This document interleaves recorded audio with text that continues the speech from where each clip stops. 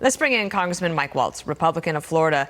The president is going to give even more remarks tonight that we will get to in a moment. But he decided yesterday that this issue about crime and the police and law enforcement was so important that he had to come out, and they are trying to figure out a way to put Republicans on the defense. Are the Republicans prepared to push back?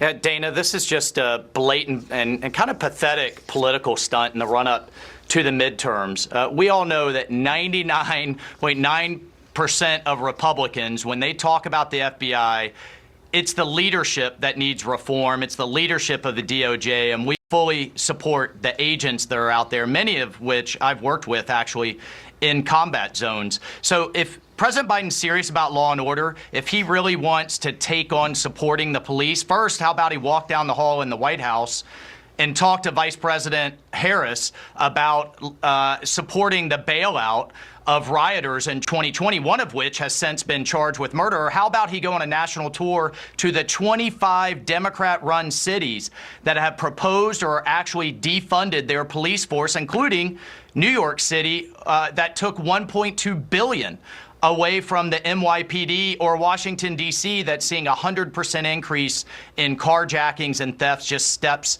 from the Capitol. And finally, Dana, how about he take on the progressive left?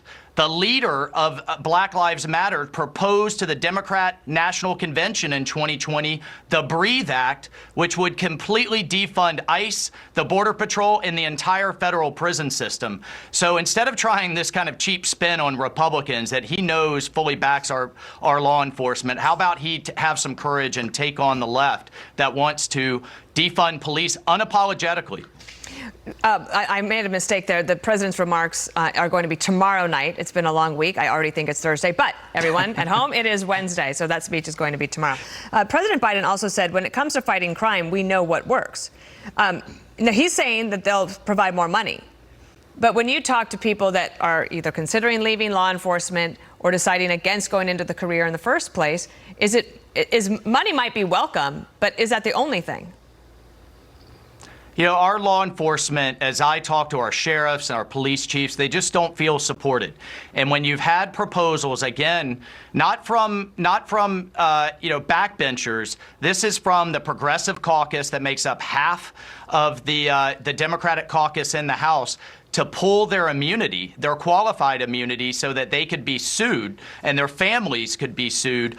Or I've been fighting an effort to take away what's called the 1033 program, which actually gives things like body armor, night vision, SWAT type armored vehicles. The left wants to not only stop that program, but actually reach into sheriff's departments, take it back, and destroy it. So these, let's set the rhetoric aside. These are actual legislative actions that the left is taking to pull the rug out from under our law enforcement. And that's what he needs to be addressing. That's what Republicans are fighting against in the House. One of the things the president emphasized is that he doesn't want to, he says, I don't want to defund the police, and I don't want to defund the FBI. There's no doubt that the Democrats are going to try to say that every Republican wants to defund the FBI. So I'll ask you, do you want to defund the FBI?